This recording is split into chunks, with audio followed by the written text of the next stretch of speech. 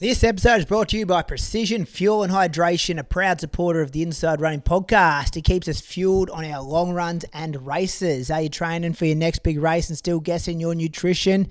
Inside Running Podcast listeners, 2026, this is the year you stop winging it. Precision Fuel and Hydration is the answer. Their free online planner helps you nail your sodium and carb intake so you don't fade when it matters most. Visit precisionhydration.com, and while you're there, place your first order and get 15% off when you use the code IRP2026.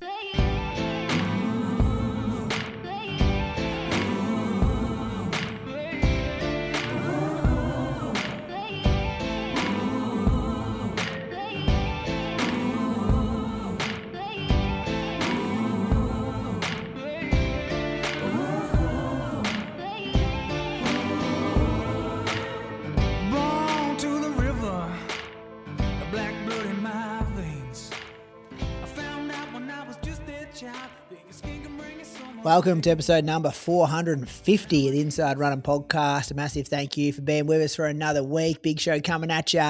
Got Australian records to talk about. Kai Robinson doing his thing at the Diamond League. We've got some LA Grand Prix results. XCR round 4 happened. Our boy Ed Marks, the standout down there. NCAA championships. Cape Town becomes a major. A big, kind of a big name is banned, but there's a bit of a story behind it. Whispers, Moose on the Loose, Listen to Question, all the other stuff you come to expect for the 450th time. Welcome to you, Bradley Croker. Thank you, Brady. How you going? Going good, thanks. Going good. Monday, 7 p.m. I moved my double threshold days to Monday, though, so I'm like 31K deep today, boys. So if I'm not off at any stage, just carry me, please. Carry me. I had my first day at school this year today. For the year. That's June 15th. That's June 15th. Is that an exam though? I'm back in the trenches this week. I'm working at the school. I'm single parenting later in the week. Next week I'll be able to talk like a moose. Anyone who gave Croak shit for not working hard, it's coming. Oh yeah. Yes, sure Moose, he gets away with that. It was exam supervision today. Exam supervision is not teaching. Nah. I've sat in those rooms and I've looked around and I'm like, where do they find these fucking dinosaurs? How do they roll these people out to? Yeah, pretty much. Yeah, the guy who's in charge is 75, I reckon. But yeah, you went through uni with him. I couldn't run it. Couldn't run at 9:30 this morning. What time do you have to get there? I've got to be there at like 20:08. Do you get relief teaching pay for the day? Yeah. Do you then open your computer and write programs while the exams are going on? No, but so there's a morning exam and there's an afternoon exam. So in the middle, I have a good hour and a half. They don't give you a yard duty. That's when I can write some programs. You should be out on the yard. Did anybody ask you anything? Yeah, can I go to the toilet? Got some whiteout. Do you have a pen? What does transcend mean? They ask you about the questions in there. Yeah, no, I can't. I can only give them like a dictionary. Are the kids cheating? There'd be a bit of like AI going on, wouldn't there? No, they got to dump all of their phones in a box at the kids would have them up their sleeves or something, Croaks. Yeah, I don't know. Anyway, enough school talk. We had to talk running. Yeah, Moose, how are you? The 214 man from Anglesea. Ran 4 times this week. Oh, so don't call it a comeback. I was on a good week. Yeah, I mean, it doesn't feel like a good week, but I got through 4 days of running. Yeah, so I'm not sure how many Ks that was. Strava's stitching me up a bit. Like, it's taken my week from the wrong day. Like, it's like not including one of the days. Like, I get to Sunday and it says I've only run 26K, even though it's Is it a time zone thing? I reckon it's a time. Yeah, so often I've noticed that on or the bar doesn't move on a Sunday, but then if you go and check it on the Monday, it's updated. Yeah, okay. Well, that's what it was. I looked yesterday. I'm like, felt like more than that, but I don't really know because I'm not counting them.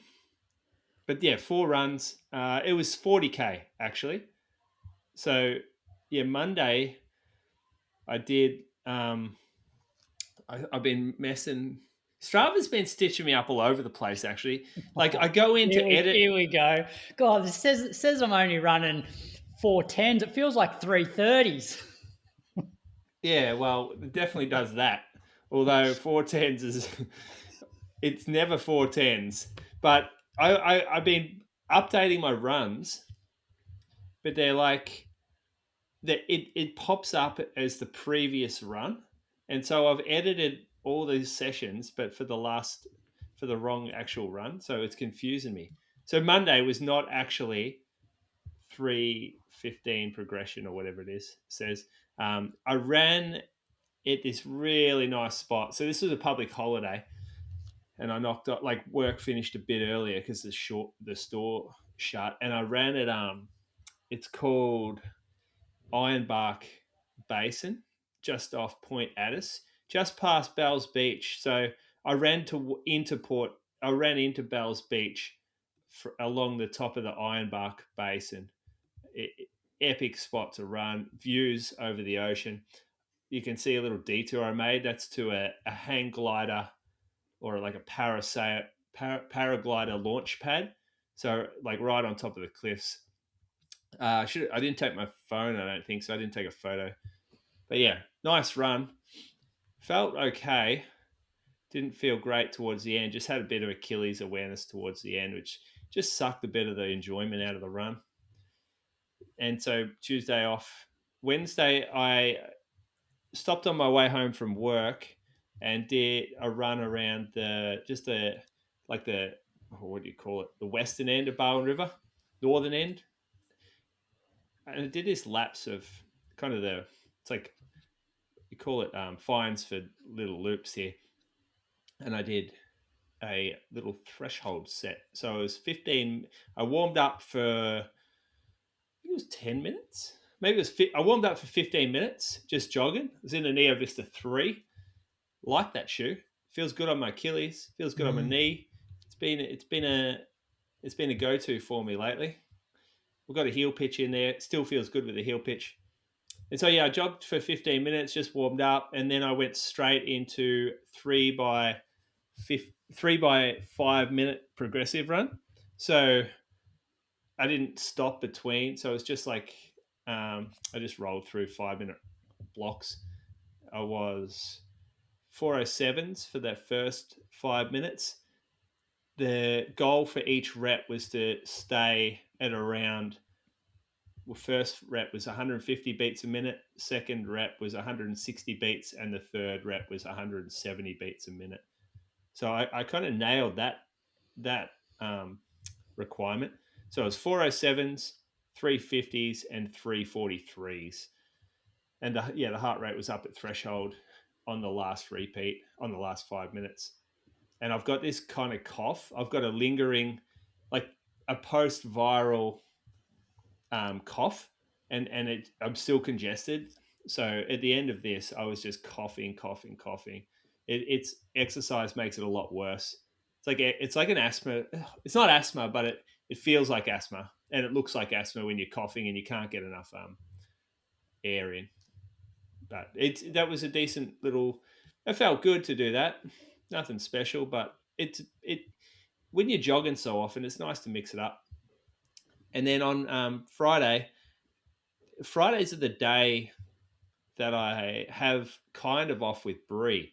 So, like, we got the boys go to daycare, Pia goes to kinder, and I take the day off going to the store. So we get the occasional time to ourselves. So we went out for a run on this one, which was really nice. Just ran around the top area because we stayed away from the hills. It was enjoyable. Had a good chat. Things you just don't get to do when you got 3 kids at home, just causing you all sorts of grief. You get out and relax a bit together. And then on Sunday, went down to the group long run, just down in Anglesea. Got an hour in, got some banter in, had a fun little run. It's good to be back with the group. Went up a hill. Wasn't the worst on the hill either. Couple of blokes around me panting, like high heart rate, loud breathing. So that was nice to sort of know that there's blokes around you not quite as comfortable as you on that hill. But my lack of endurance got me towards the end. I just started to get kind of tired, and we went up a hill towards the end, and my heart rate was through the roof. And I could, I wouldn't have wanted to go up too many more hills by the end of this run. No, it's a good week. That's It's progress. It's progress. Back. Yep. Which is good. Do you want to throw any names out? Who was breathing heavy? Oh, bloke by the name of Pat Gibney. Ballarat fella. Breathing real hard up this hill. And I thought, hold on. This is supposed to be me breathing this hard. Look around, I'm like, Pat, are you all right, mate? What's going on here? Gave you a bit of a spring in your step, knowing you weren't the worst one there. Oh yeah, I was feeling good. The banter increased rapidly after that. All of a sudden, I just went up a few pegs in the group. It's good. I needed it. That's good. Croaks, how was your week? It was pretty solid. Just a lot of like bread and butter sessions, so nothing too exciting. Monday, public holiday, so kicked off with hour in the morning, 4:23s. Then jumped on the bike that afternoon for 45 minutes. And then Tuesday morning, my session was 4 by 10 minutes with 1 minute recovery in between. And so I did the first rep at 17.8k an hour, and then the next 3 at 18.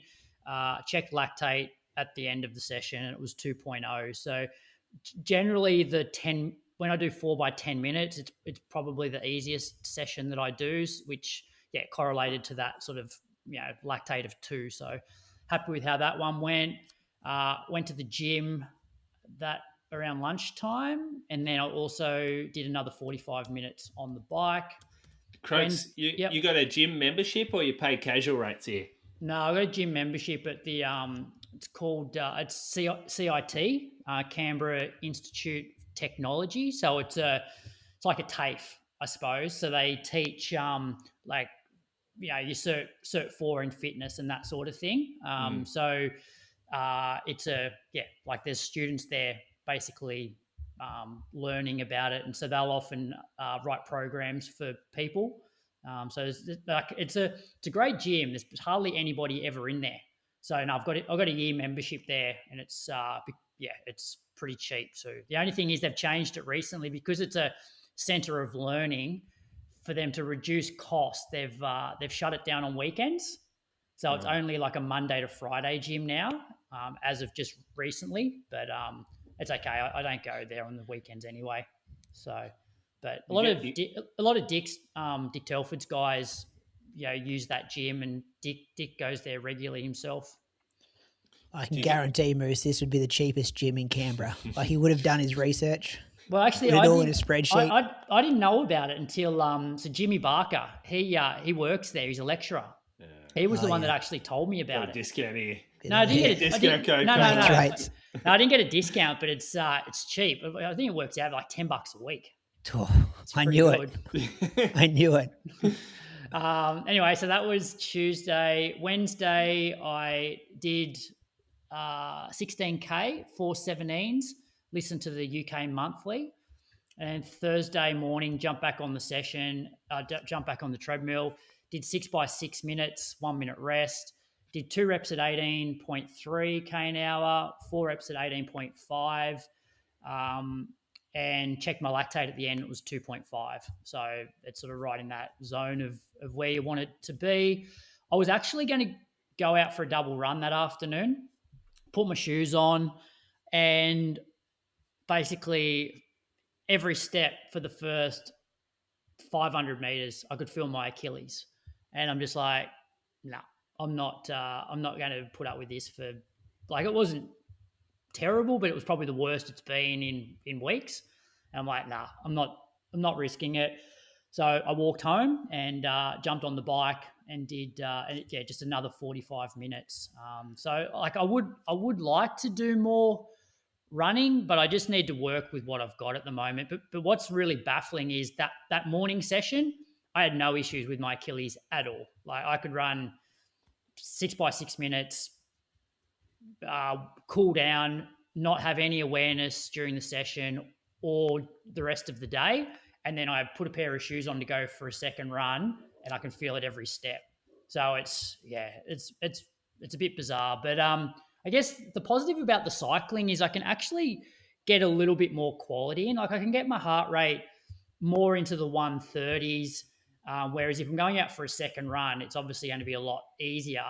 Plus, I'm still getting a pretty good sweat up in the garage, which I won't get when I'm running outside. So there are some, I guess, additional gains that I can get on the bike that I can't get running, but I would like to be running more. So I feel like Do you ever have that when it comes good though? Like occasionally for my doubles, it's like almost like limping around for the first 200 or 300, and you're like, shit, how am I going to get through this run? And then it just disappears. Like it just must be a warm up kind of thing. Yeah, I do have a sensation sometimes at the start of a run, and it does warm up. But this, in terms of a score out of 10, was probably like at least a 5. Whereas when I have awareness and it warms up, it's only a 2. And I'm just like, if it's 5, I'm like, nah, I'm and I'll get if I've been sitting for a long time or like first thing in the morning kind of thing, like the first few steps, I just got to like hobble around to warm it up. And then I know I'm like, oh, this is fine. Yeah. But then Friday, I get up and I go and run 15K, 4:19s, and don't have an issue with it. So it can handle one run a day quite easily and 3 sessions a week. But as soon as I try and do a second run, it doesn't like it. And then Saturday morning after Collis's soccer, I did 10 3-minute reps with 1 minute recovery on the treadmill again. I haven't done 3-minute reps or K reps on the treadmill for a long time. So here I did 2 reps at 18.7, 4 reps at 18.8, and 4 reps at 18.9. So there's not a big change from the first rep to the last rep. It was only 0.2 of a kilometre. Checked lactate after 5 reps and it was 2.6, and then it was 3.3 after 10, which I reckon in terms of a lactate graph for this sort of session, I reckon it's perfect in that you're halfway through the session, you're in the middle zone of where you want to be, and then by the end of the session, you haven't really increased the intensity that much, but obviously you just get a bit fatigued and dehydrated and that sort of thing. But then by the end of the session, you're at sort of the higher end of the lactate of where you want to be. So I was happy with how that went. Did another 45 minutes on the bike that afternoon, and then 2 hours yesterday with the guys, 4:21s for 27.5K, and got through the whole 2 hours without actually fear. Like my Achilles was that 1 or 2 out of 10 for the first 10 minutes, and then didn't feel it for the rest of the run, which previous long runs I've sort of noticed it in the last 15 minutes. So it was a week of about 130K of running. Did 3 hours on the bike and 1 gym session. 1 hour and 46 minutes of like quality work. That's good, isn't it? Like, there's not many people that get to the end of their week and go, you know, how many weeks or how many minutes did you get of quality? Yeah, like it's quality, but it's very controlled quality. Like, you know, the 4x10 minutes it's an enjoyable session. Like when you're finishing it and your lactate's only 2, like it's not an overly difficult session, but I still feel like it's, you know, my fitness is still hopefully progressing. You're still around 320 pace though, weren't you? Yeah, like I don't worry too much about the treadmill pace. Like I don't go, oh, I'm doing 10-minute reps at 320s, because I guarantee you if I was doing 320s on the track, it would feel hard. My lactate would probably be higher than that. Okay, yeah. Gotcha. Yeah. But still, even if it's 330s, I'd still call that quality work, 330s. Yeah, it would definitely be 330. Like it'd be at least, it wouldn't be any slower than 330s, I wouldn't imagine. Good. How's your skills with the lactate monitor going? Yeah, good. Like I reckon I've only screwed up probably a couple since I've done it. Because I've managed to. It's much easier when you're at home and you've got the treadmill, and at the back of the treadmill, I set up a table. And so I basically just have the monitor hanging off the end of the table. So at least the monitor is like stable. And then I just move my finger right close to the strip so that I'm not actually touching the strip with my finger. Whereas the first time I did it, I had the monitor in my hand and trying to do it, and both things were like wobbling around. And so, yeah, I feel like I'm doing a pretty good job with it. You got any offers for Athletics Victoria clubs yet? No, I haven't. Oh, I was talking about when I was down in Melbourne on Monday. I was talking to a guy represents a club. Maybe in touch. Yeah, hopefully so this week will probably be a little bit lighter in terms of I won't do as many double bike rides and things like that just because of, teaching this week. But I'll have a bit of a down week and then hopefully string together a good 4 weeks and then have a taper week. So I'm hoping to be able to add a little bit of intensity at least every sort of second week. Because the week that I've just recapped, like that was very much a traditional, I guess, Norwegian singles, like where there's not a lot of intensity in that week, really. Given that Sydney was such a good run, Sydney 10, do you think if it's good weather at Albert Park, it could go sub like 30-30? Could you find half a minute or it was pretty much perfect at Sydney? I reckon somewhere in that 30-30 to 30-40 or so, because I'm pretty sure there were guys that I reckon most people that ran Sydney 10 then went to Launceston, ran quicker at Launceston than they did Sydney 10. Yeah, okay. Yeah. So, I don't know. Less turns. Whereas you pick up a few extra. Like Albert Park's probably closer to the Sydney 10 course than it is the Launceston one. But you'll have more people around. Yeah, we'll see. Just need to stay in one piece and be able to do just a little bit of quality in the lead up. Good. I'll go through this one, boys. Monday was a busy day because we did the podcast in the morning and then I had to go to Melbourne and back. Oh, I didn't have to. I chose to go to Melbourne and back. Hudson was going to play Auskick at the MCG, which we spoke about last week. So I had this hour window to quickly do a workout. It was real half-assed. You know when you got to be somewhere and you're just I don't know, it's just a weird feeling doing a workout when you got to rush it and you don't do drills and things like that. So I just did truffle fart 5, 4, 3, 2, 1, and then 5. When 3:18, 3:15, 3:09, 3:02, 2:43. That can't be right for the 1 minute. That's GPS error. And then 3:14 again. I don't know if I was a bit tired too. It took for ages for my heart rate to get up and my perceived effort was just all over the place. So ticked the box, got that done, went to Melbourne and back for an enjoyable day. Tuesday, I met with school Tuesday through to Friday for the next couple of weeks. There's a teacher on a leave, so I'm covering her. So was out early in the morning, did 50 minutes before school at 4:38, and then 40 minutes after school at 4:30s. Pretty tired. We didn't get back till I think it was about 9:45 p.m. we got home. So, tried to sleep in a bit extra before getting out the door. Wednesday was 77 minutes at 4:40s and then 30 minutes in the afternoon. Just got on my little notes here that one of those runs where there was just, I wanted to run in places and then you'd get to this bush trail and you'd look up ahead and you just see a couple of people walking and their dog just running all over the place. And I'm just I ain't got time for that today. I'm just not even going to come up behind them. I don't want to. I'm sure it's a well-behaved dog, but I'm not even doing that. So I'll just do a complete U-turn on the trail, go to another spot I was going to run. Same thing happens. I'm U-turn, back again. So it was a bit of a pain not being able to run where I wanted to. I didn't see any trails. All I do see is you on the roads.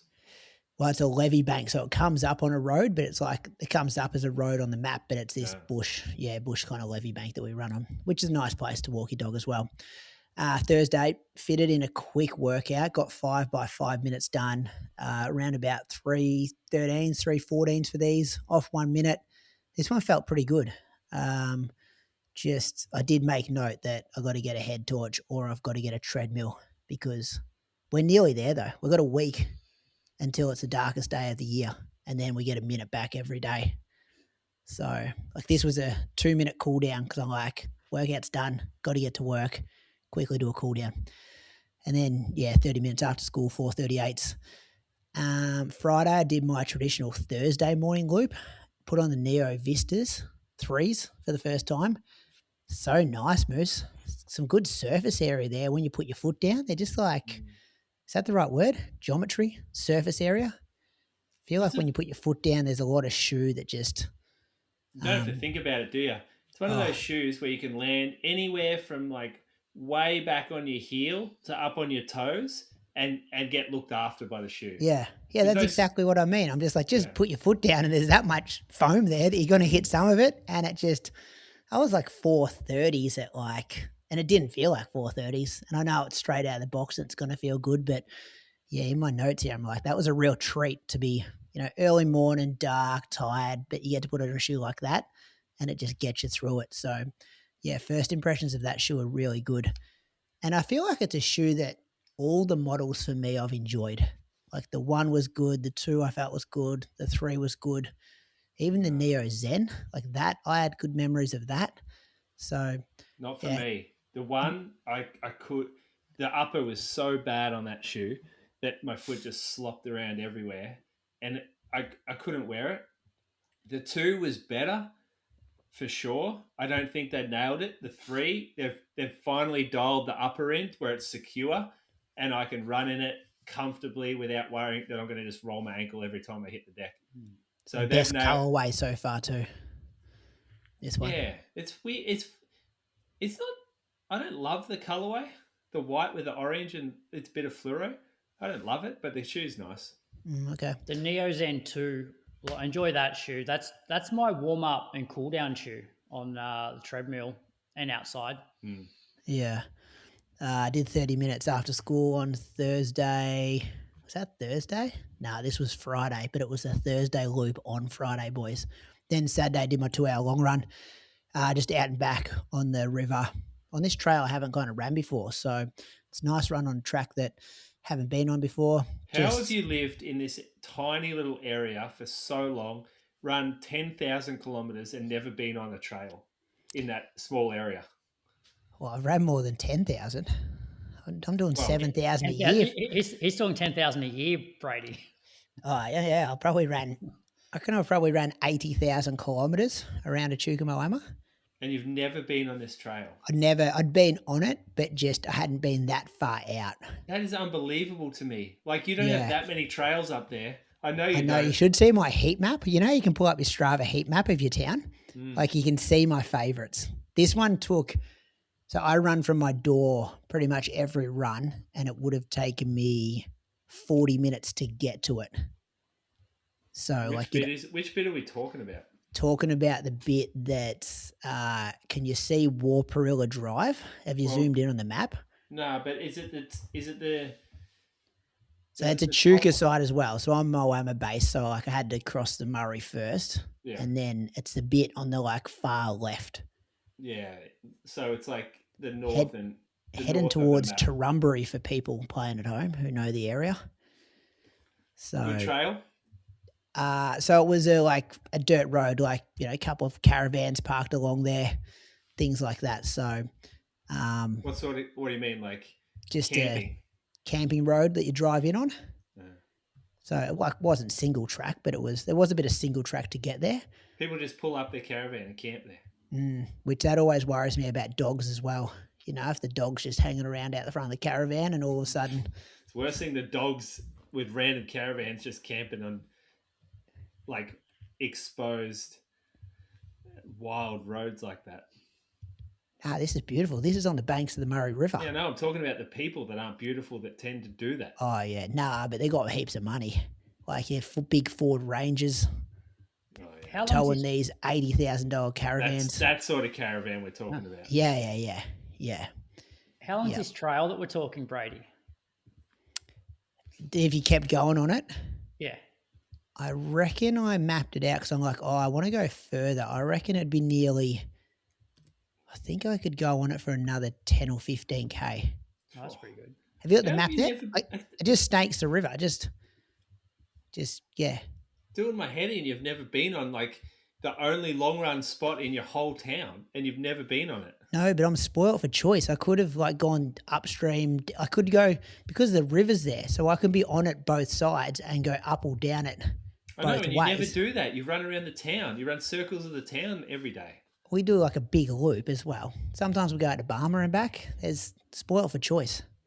But yeah, this was good. You run a lot to miss I think the mentality of the group is very different up there because if there is no group for starters. Yeah, well, your mentality is very different because if you joined our group, we'd be like, where's a trail where we can leave for 2 hours and kind of adventure and not and explore and not see anyone and get away from the town and the concrete. This is my last frontier, Moose, this trail. I'll send you my Strava heat map to show you how much I've explored. The Bendigo group do the same loop every Sunday. Does not change. Yeah, to be fair, like there are a lot more. So does Croaks. There are a lot more. Yeah, there are a lot more options that I could scope out in Mulligans, but I'm quite happy with my flat out and back. Or we've pretty much been doing the same Sunday long run for the last month. Yeah, you're asking the wrong bloke there. The bloke won't leave his 200 meters of his house to start his run. No, but even within the Mulligans trails, like there's other alternatives that I could go to, but I'm just like, this one's good. I'll never get sick of doing the same runs. The wrong people here. Yeah. So that was Saturday. A long run on a Saturday, and then Sunday. Oh, Archie was back in town, boys. He's putting solar panels on the roof of Bunnings. So like his work in Melbourne has a job in Echuca. How cool is that? So we got to come home, ran with him. We did 16K, which is good. Good to see him. Good to chat. Haven't seen him for a couple of months, I reckon. And then, got out for 40 minutes Sunday Arvo, 432s. Sunday double kind of sucks, but I'm out of whack. So I tell myself on Sunday that it's kind of Monday. So that was a week of 150. I thought last week was going to be more of a down week. And like the only thing that really changed was you just didn't do a double session day, but you still ran 150K. Yeah, well, that was the plan. So I went into it not wanting to put pressure on myself to be like, I've got to hit 150K. And then don't have to hit a big double threshold workout. And then as the week went, I'm like, I can handle this. This is okay. Does that make sense?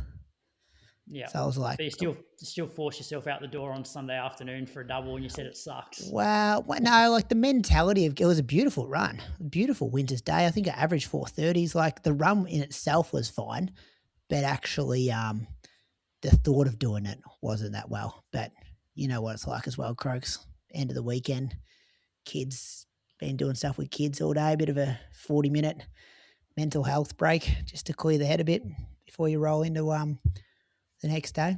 I've just sent you my heat map. Have a look at this. You guys will enjoy this. I'll get Zach to put it on our socials. He'll love this too. Get some real hype going. Actually, I can't send it to you because I don't know where our message group is. You guys not sent me any messages today. This is real bag radio. I'll have to cut this out. Oh, there it is. Check this out. Look at all that dark red. Can you see it? This is a bloke that has explored the town. Look how dark some of those red lines are. It's very central, that's all. Well, that's a small town. That is our whole town just there. Yeah, and you don't run anywhere outside of the central area. No, but that's it. That's our 30K radius of the town. Anyway, I've tried to justify myself here, Croaks. It hasn't worked with him. Let's thank some Patreon supporters. Bradley, who you got? I got Jordan Lacey from Adelaide, and I'm pretty sure he's part of the Runners One crew over there. Ran 17:04 at this year's fastest night in town 5K, 36:16 at last year's Barossa 10K, 80:10 at this year's Salisbury half marathon, and 2:57 at last year's Ballarat marathon. I think he's an international shipping manager at Samex. So thanks for your support, Jordan. Oh, international shipping manager. Does the deliveries, you reckon? Well, yeah. I wonder, probably having a few, wonder if he's having a few dramas with the Strait of Hormuz being shut. No, it's back open. Didn't you hear the news today? But it was, yeah. Yeah, it's back open, Croaks. Happy days. Fuel's coming down. Trump's done it. Who are you thinking? Paul Schroeder from Narracourt, which is, I think, the hometown of Jess Stenson. Mate, let me have my moment. Settle down. We know you know. It's my shout out here. Paul got me. He'd be stoked to get me. He doesn't need you chiming in. According to his Strava, his best 5K and 10K times came during last year's Victor Harbour half marathon, where he ran 96 minutes. He ran 3:36 at this year's Road Marathon, Road marathon. Have not heard of that. And 3:44 at this year's Great Ocean Road Marathon for the full 44K. And there's a photo of him doing a shoey at the finish. He's a regular at the Narracourt Lake Park Run. Now, there's one thing, you blokes, I do not get the shoey thing. I just don't understand it. It's fucking disgusting. Do you know how much bacteria is in those shoes? Like, I just don't understand it. I would have thought out of the three of us, Moose, you'd be the one most likely to do it. I reckon if you would put a survey up before you said that, who out of the three of us is most likely to do a shoey, I reckon you would have been the most popular.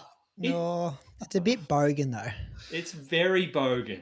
Moose is pretty classy. I don't understand. Just talk me through it, because obviously you blokes have a bit of like... I've never done a shoey in my life either. But I don't get it. I'm like, why would you want to not enjoy a beer like that? I'm trying to... I may have done one. Yeah, you would have done a couple back at your uni games or something. Tell us some more stories about those. Fox hat, white hoodie. Yeah. Couple of Monster Energy shoeys. I think Jack Trengo is also from that town, Moose. Oh, good call, mate. Well done. Did give him a shout out. Good on you, Paul.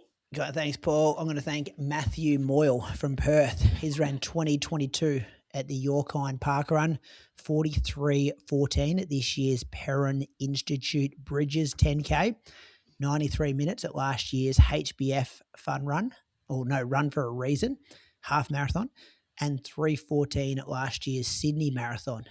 We think he is a technical product manager at Seaman, and I looked up Seaman. Big You brand. looked up Seaman on the internet. Spelt this way, S-I-E-M-E-N, What do you type in? and then it dropped down share price. I thought, we'll check out the share price. It's up 103% over the last 5 years, boys. I hope he's got some stock. That's doubling your money, isn't it? Up 100%. Yeah, what did they just telecommunications or something? They do everything. Well, they also MRI machines, don't they? Oh yeah. Actually, yeah. I've looked at that name a few times. Yeah, that's what I think of when I see it. Well, it was an automate. No, what did it say? Industrial automation infrastructure, rail transport, and healthcare technology. Headquarters in Munich. Largest engineering and industrial software company in the world.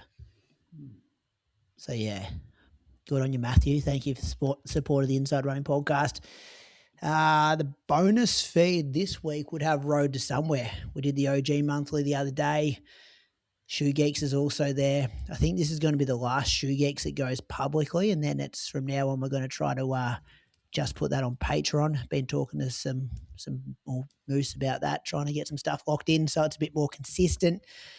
Looking forward to hearing what Leanne, Ali, and Nick have been up to this week on the bonus feed. If you like what we're doing, that's a place to do it. Also, Zach has been real busy with Sydney Marathon stuff, and the two things we're going to be doing at Sydney are both limited tickets, so they'll be available for the Patreon supporters only. So if you like what we do and you want to support us, and you also want to come to a couple of the things we've got planned for Sydney, which we'll have more details on later, Patreon's the place to be. Patreon.com/Inside Running Podcast. Can't say much more yet, boys, but it sounds exciting. Sounds real exciting.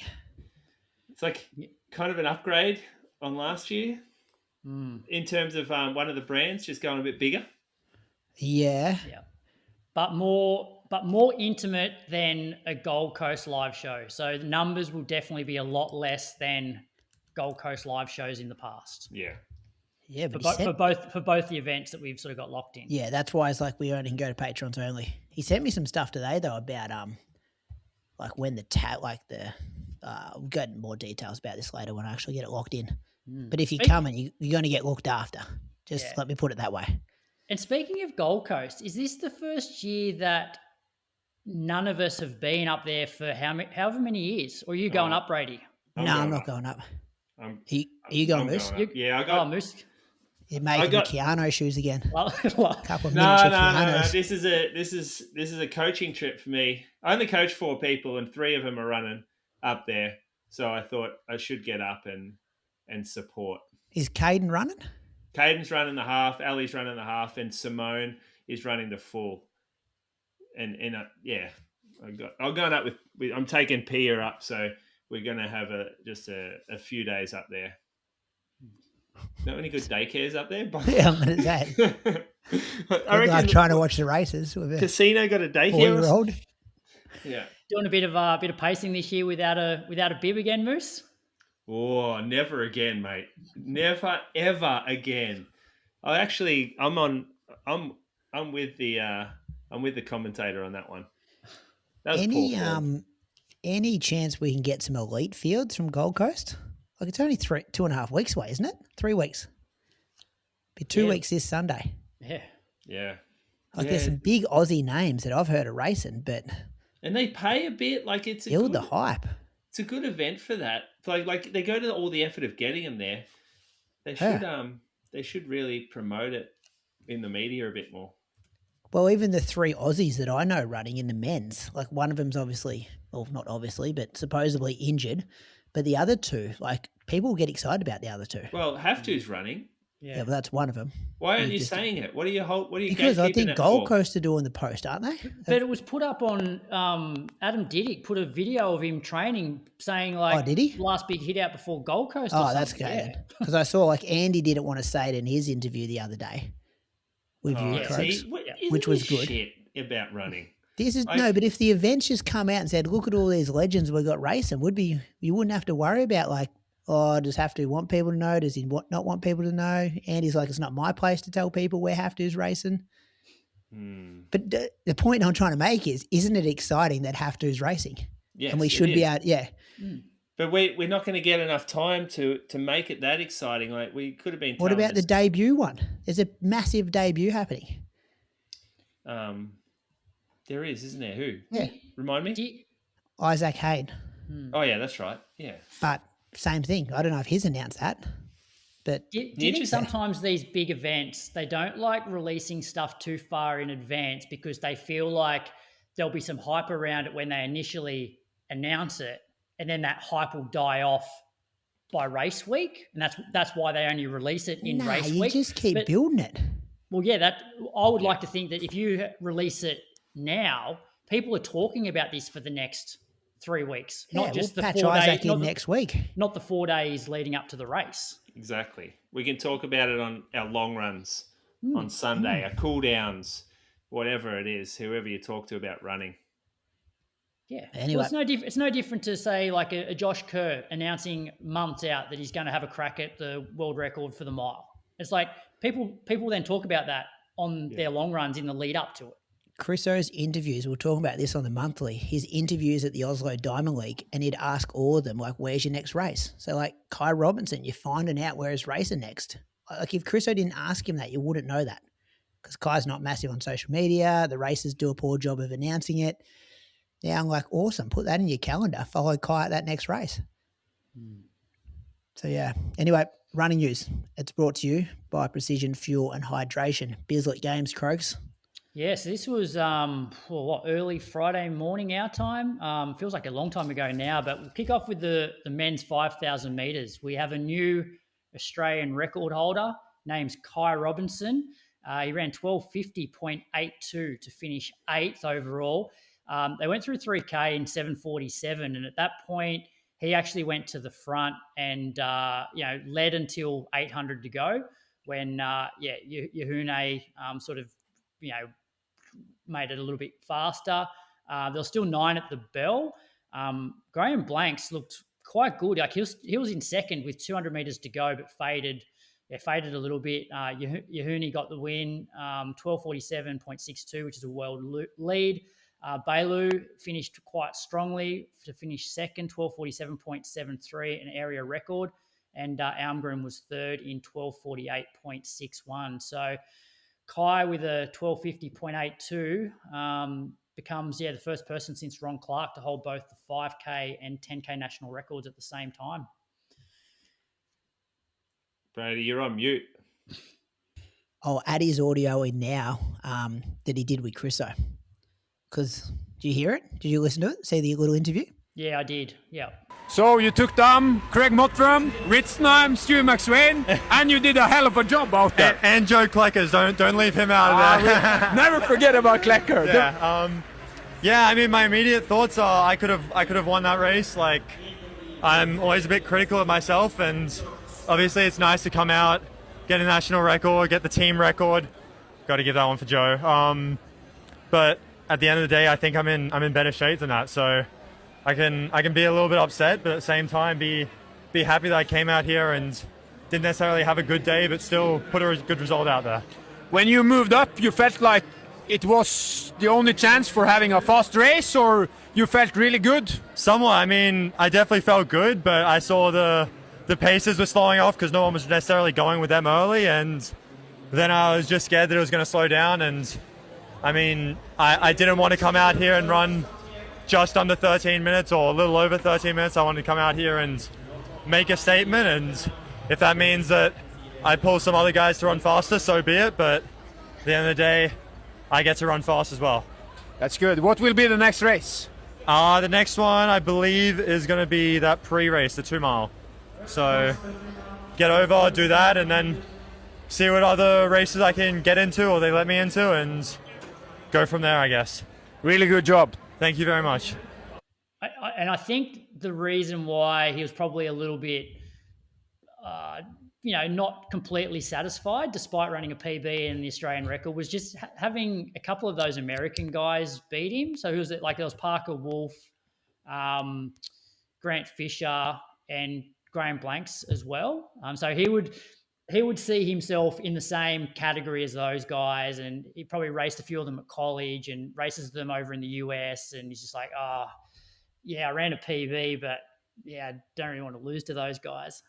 Yeah, he didn't just beat the Australian record, did he? He absolutely smashed it. Yeah, it's about 5 seconds. 5 seconds at that level, that is incredible, considering that we've been on this pod for a long time and trying to call in the next Australian record holder there, whether it was Stewie or Morgan McDonald, and now, like, we did have Kai sort of picked a while ago to be the one to break it, but it wouldn't have happened if he didn't make it happen. Like, this wasn't just him getting a sit out there and then coming around at the end. This was the pacemakers dropping out, and for a hesitation, like there's a couple of European blokes that did not they got on the front, and it was a strange from those guys. Like, obviously not 12:48 guys, but they were on there just pushing, and then it slowed down, and Kai just made it his own. He just ensured that he got the record, and that obviously came back to bite him in the kick in the last 400, where the guys that have been sitting, they've had the ride, like they've got that little bit extra. All you need is a tiny bit extra at the end to get past, and that's what was so impressive about the race to me, is that you don't just have a guy sitting at the back getting the ride round for the national record. He went and got it himself. So if he did sit and somebody else did that, how much quicker can he go? Well, I think he could go quicker, but I don't think the race would have gone quicker. I know, but I'm just saying, like, hypothetically, do we think, in the perfect race, Kai can run 12:42? Oh, I don't know, about 8 seconds. Maybe 12:45. Yeah. Maybe, yeah. Like, it's hard. It's so fast. But he also said, like, there's no point him just sitting in, coming out and running at 12:59 or 13:01. He'd be more disappointed he'd probably be more disappointed coming second in 12:59, 13:01, knowing that he could have actually broken the Australian record than, finishing 8th and running 12:50. So now he's got both the records, but I still feel like he's got underrated. Like, 4th at the world champs. And then he's gone and broken the 10K record, the 5K record. And I still feel like it's like, he just doesn't have the hype around him that he should. Who do you think should be building the hype? I don't know. Maybe it's just his personality that he seems quite quiet, reserved, doesn't have a massive presence on social media. No, he lives in America. Yeah. Is it just the American? Nah, but Oli Hoare's got hype around him. Oh, yeah. But see, they've started their own like TV show thing now. So they do a good job of building hype for themselves. Com Games, right? That's where he came to fame. Games. He won. Com Games is. I know we don't consider it the top tier, but the Australian public watches the Com Games, and to win a gold, we saw it like with Jess as well. To win a gold, maybe I'm talking about aura. Maybe it's not hype. Maybe it's aura. Because I disagree with the hype. I think since his fourth at the last year's World Champs, there's actually been a lot of hype around Kyle, expectation, because you've got to be good to do that. And then he backs it up with a sub 27 10K. And you're like, okay, this guy is on for something like really big over the next few years at a major championship. So I think there is hype, because now every time you watch him race, you expect him to do something pretty special and be at the pointy end. Yeah. Superstar times and performances, but he just feels like the boy next door still. Yeah. That's a better way to describe it. Whereas, shit, if I saw Oli Hoare at a pub, I'd be like, oh my God, that's Oli Hoare. Really? Yeah, I reckon Oli's got something about him, that aura. Yeah, well, there's probably not. And I'm not saying you have to have aura. It's like Andy. You see Andy and it's like your next door neighbour. He probably doesn't have the profile because of the whole social media thing. Does he not have social media, or like? No, I think he has social media, but people can take it the other way on social media too, Croaks, and just like annoy you. It's that fine line. It's come a long way from being a was he a volleyballer? Yeah. Back in the day. Who? Wasn't he a hockey player? I thought he was volleyball. I interviewed him early days on the show. Yeah, I'm sure it was volleyball. He's real smart. He got like 99 on his like year 12 test. But I think Morgan got 99 as well. There's a lot of don't runners. Think Oli was smart. getting 99. Ed Marks, he would be smart. 99 high. I feel like runners are really smart or really dumb though. There's nothing in between. Amy Bunnage, very smart. Yeah. Stanford as well. I mean, if you go to Stanford, you're pretty smart, I think. Yeah, but we could easily roll off 5 guys who would have like not real smart. Oh, I've got them in my head right now. I'm looking at 2 of them. There's 3 of us. 3 of us are here.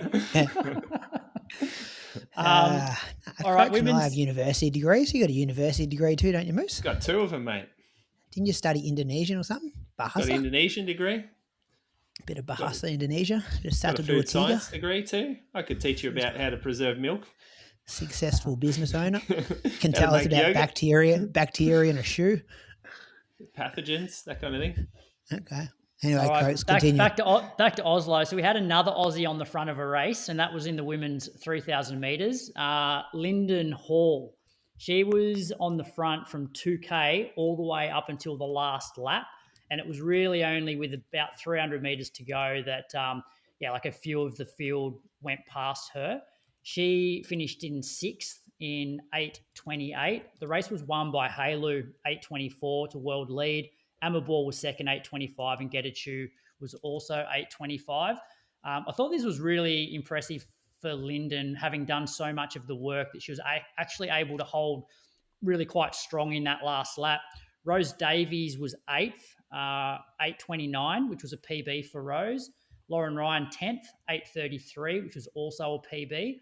And Georgia Griffith was 16th in 8:40. So obviously not a great result there for Georgia. I'm not sure what has been going on with Georgia. Like, she hasn't really raced much yet this season, so I don't know whether she had a bit of a niggle, missed a bit of time. But what do we think about that race? Good from Linden. Loved it.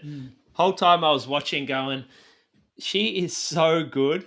And she's so good for a number of reasons. Obviously the longevity and just the high-end performance that you get from her, but how she races too. Like, we watched that 5K a week ago, and she's out the back and she ran it with like her own race, but then she's come up a week later against the same girls, or a few of them anyway, and she goes, "No, I'm going to be on the front today. Like, I'm going to put myself in front of the girls that beat me by 30 seconds last week, 40 seconds." To me, that was impressive. I loved watching that, and she held her own even within the Australian like hierarchy, or the little spots for spots, having Rose Davies, Lauren Ryan in there, and Linden going, "I'm not going to sit and watch and use my 1500 speed or whatever." like I'm gonna own this one, and you can chase me. I think that's what was most impressive, was that she was able to still hold off the other Aussie girls while having done a heap of work at the front of the race. And I really think if Linden can embrace the longer distances, I think she will run a very, very fast 5K over the next year or two. I just think she's got all of the tools necessary for that fast 5K. So when it comes, like, we're not going to get into, we could, for the Com Games selection argument, like, I see her as stepping up and almost taking that 5K spot that may have been remaining there. If you sort of have a look at Rose Davies having one, perhaps Lauren Ryan another. Like, Linden Hall has earned a spot in that team over the last 15 years of competing internationally, high level, running on every Australian team. She's run indoors. She's run all the world champs that others haven't wanted to go to. And she's like, give her a spot on that team. There's no young up and comers that she's holding off for that spot. Team captain, got leadership. Imagine like the impact she can have on the rest of the team as well, not just what she's going to do individually on the track. Well, you put Lauren Lauren Ryan in the 10K. And there's 3 spots in a 5K still, especially if you only, like, if you've got Lauren in the 10, then she gets a spot on the 5 because she's there already. You're not taking a bed in the village.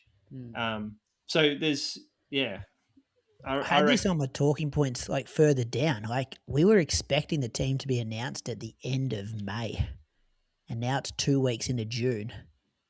So, like, are we inferring that there's been appeals and stuff's playing out behind the scenes? I reckon like every year there's appeals, but even more so this year because it's such a small team that they're sending to Com Games. They can't actually send 3 for every event for people that have qualified. This is where they have to compare a 5K runner to a javelin thrower.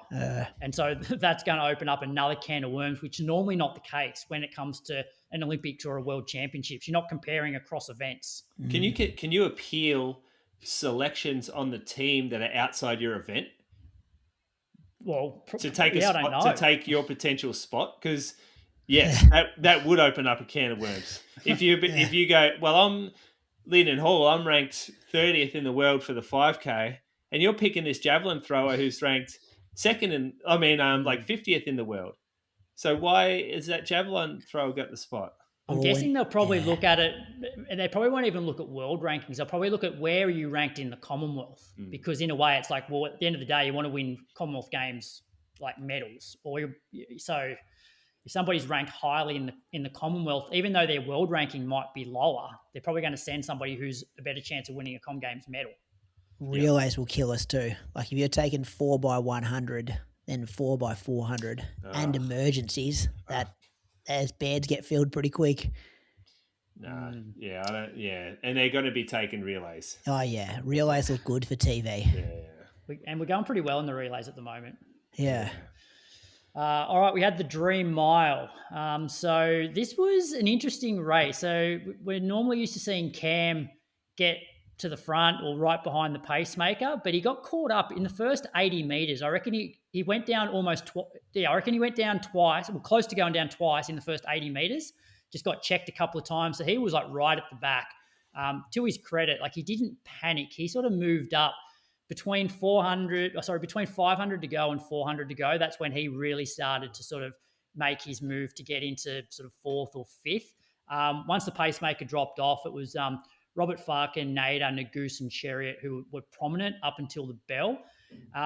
Unfortunately, Cam, at about 200 to go, he was on the rail and Jake Whiteman went sort of on the outside of him, so he couldn't get out. So he had to sort of just bide his time. Nader was in front with 100 to go. He had a massive blow. He pretty much stopped and walked the last 30, I reckon. Nuguse went past on the outside. Cheruiyot went up the inside.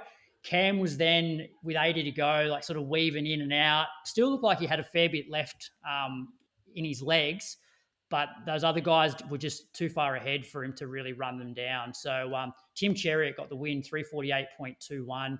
Nuguse 348.21 as well. And Cam was third in 348.35.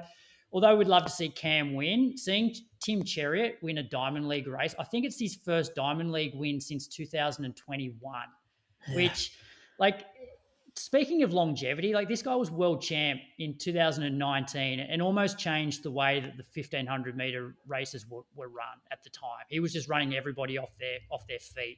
So it's good to see him still at it and get a win after quite a while. I'll throw to the audio now too, Croaks, of Cam Crisso from Norway, thanks to breaking marathon the limits. Back with the king. Yeah, 12 months has passed. Where have you been? In Australia, mate. When do you send the invite? To Australia? Yeah. You can come anytime. You can stay with Crooks. Me, you and Croker? Yeah, you can stay in my living room. Oh. Yeah. How was the race today? It was about the same as 12 months ago.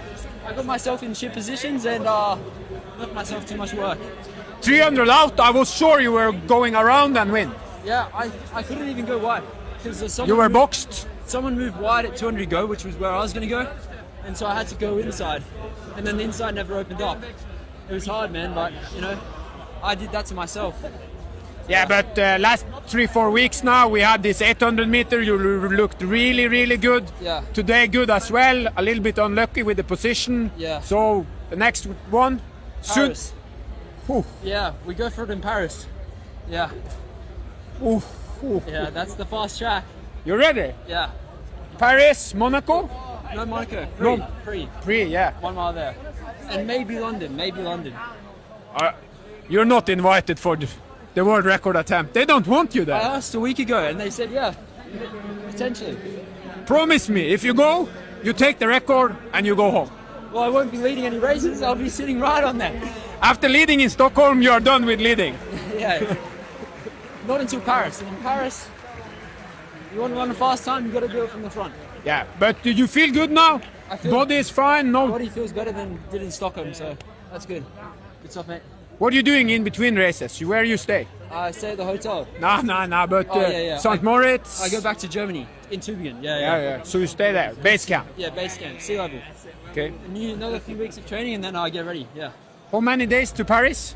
I think 16. Alright, so that's good. Yeah, a bit of time to rest and then a few good workouts and I'll be ready. Good. We see you here next year. Of course. How many years in a row? 15, 10? Until I stop running. As long as they keep inviting me, mate. You so Kai? So yeah, Oz record. Mottram, Ritzheim. Yeah, it's a long time coming. But we saw you in the winter in the 5K. When can we see you? First time in the 5K in a Diamond League. It'll be here. Next year. The weather's good. Maybe not next year. But this is the place to do it. Yeah, I can't leave to the 5K until I win the mile. Okay, you promise you win the mile here. I promise, but You promised last year and now you're third. Yeah, fuck. We need wins. Yeah, all talk. Yeah. Oh well, yeah. It's always a Big pleasure. team. Yeah, thank you. See you. There you go. It was when he peeled out with 300 to go, I'm like, here we go. This is going to be the first Diamond League win.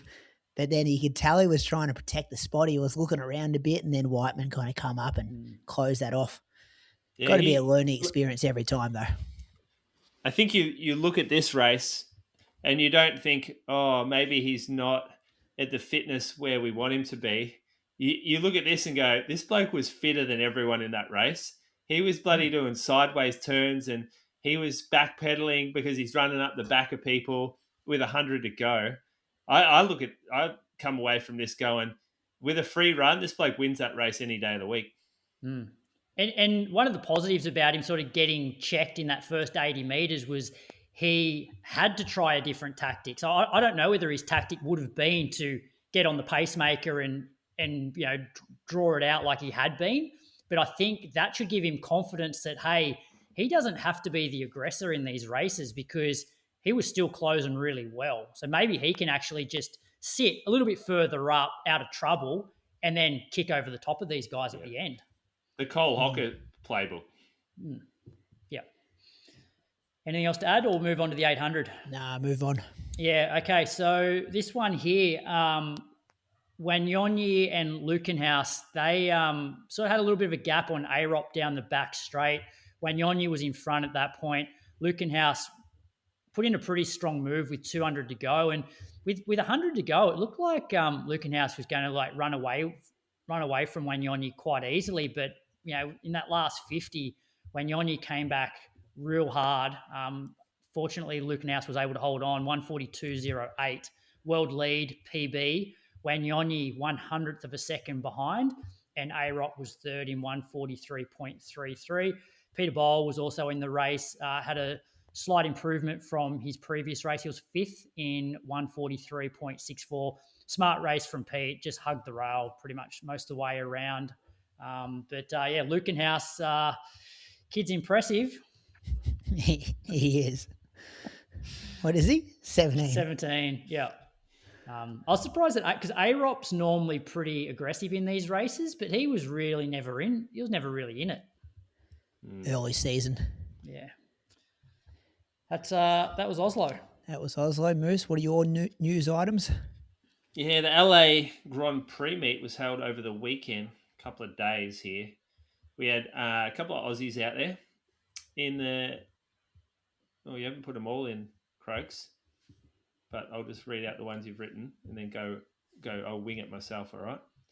So in the men's 1500, Oli Hoare was third in 3:34.20. The race was won by Ethan Strand, 3:33.71, and some other American was second, but I don't know who that was.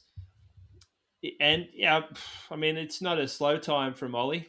Probably would have hoped to win. I'm guessing. I didn't actually watch the race, but considering Oli used to be the guy pushing for Diamond League wins, when you look at this kind of meet, would you guys think he probably would see himself as winning that race? It's pretty competitive, isn't it? Ethan Strand is fit. It's just, yeah. But it's different though. Oli Hoare a few years ago was in the Dream Mile, challenging for a win, and he's just not. The world of 1500s has moved on to the point that if you're not regularly able to run under 3:30, you're not really going to be that competitive. And obviously the race, we don't know what the weather was like, but 3:34 is a long way back from the 3:30. Well, yeah, and it also is when you're looking at the splits through 1500 for these miles as well. He's in the international mile this year at Prefontaine. Oh, really? Didn't make the field. He was saying in his video, he was saying he hopes he runs well at this meet that we're talking about now to hope to get him into the Dream Mile. No, what's it called? The Prefontaine Mile. Bauman Mile. Yeah. How do you reckon that would be? How do you reckon it would be mentally for Oli though? Knowing that a few years ago he was literally top handful of the world. Well, he's not running poorly. No, he's not running poorly, but 3:34 isn't what 3:34 was a couple of years ago. Yeah, but all it takes is having a different pacer. Yeah, true. We don't know how the race played out. Yeah. Well, it says the DNF guy, he took him through 8 in 152.8. Yeah, and look, Ethan Strand, he's a 3:30.2 1500 guy. Okay, all right. Abel Telfra was second. Yeah, which I'm trying to see his. Haven't heard of him. His personal best is 3:35. Oh, that's season best. Yeah. 3:33.8. Yeah. Yeah. Lauren Ryan was in the women's 15. She come dead last, and she was out the back early based on the splits. I didn't see the actual event. I just the actual video of it, but I just looked at the split times, and she was sort of last at 400, and then I reckon she was 2 seconds back, maybe at 800. Yeah, she ran 4:14. It was 1 in 3:59 by Emily Mackey. Yeah, so I'm not sure what happened there, but coming off that 3K into that 1500 wasn't a smooth transition. And the travel. Yeah, I'm not sure why you would try for that, just based off traveling's hard. I mean, maybe Europe to the US is a bit better. I know she travels business. I mean, she put up a picture on her Instagram. It looked like it was business class, which is a lot easier, but still. Fairly swift turnaround. In the 3K, we had Jackson Sharp. He was 5th in 7:41. Cole Hocker was 2nd, 7:37. And then the winner was Shepo Shite.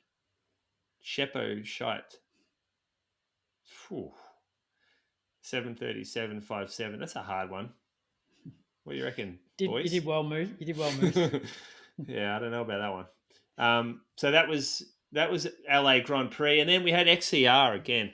Cruden Farm, 12K. I'm not sure I've ever been to Cruden Farm before. Do you know where is Cruden Farm? Oh, far away, like Frankston. Is that where they have like the mansion? Yeah, it's on somebody's property, isn't it? Oh, maybe Murdoch? I have done this then. I have done this. Murdoch, one of the Murdochs? Yeah, I've done this one. That's a hard little course, that. Tough course. You done it before? Yeah, just the once. Yeah. Good for the people that side of town because they would be travelling all over the state. So it's good to have a home race for those people down there. Yep. I quite enjoyed it. You did? Yeah. Oof, not too hilly. No. Running through the ferns there. Ferns? Yeah, like, there's that ferny part where it kind of goes over the your bottom. head. Yeah. The bottom. Yeah, I do remember that. Yeah. That was a nice cross-country course. I was running well when we were down there as well. Yeah, you've got a better memory on courses when you're going well. Yeah. Real close to where Mattress lives down there. Mornington, like Mount Eliza. Isn't he in Balnarring or Summers? Yeah, he's in Summers now, I think. Mount Martha, Safety Beach. Yeah. Okay, mate. Overseas listeners don't know what I'm talking about here. Ed Marks won. He smashed him, to be honest. Like, he absolutely destroyed this field.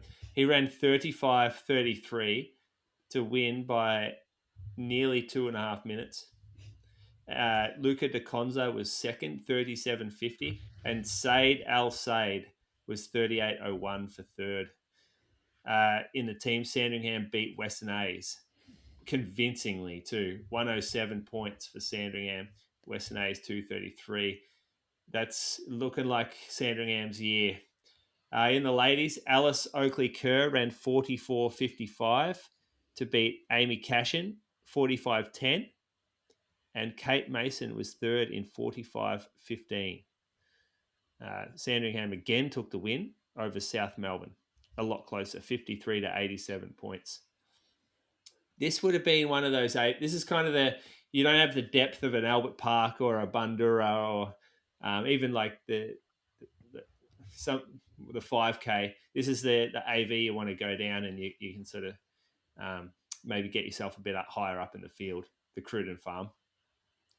The Bats struggled, Moose, second last in the teams, I believe. Mate, love hearing that. Thanks.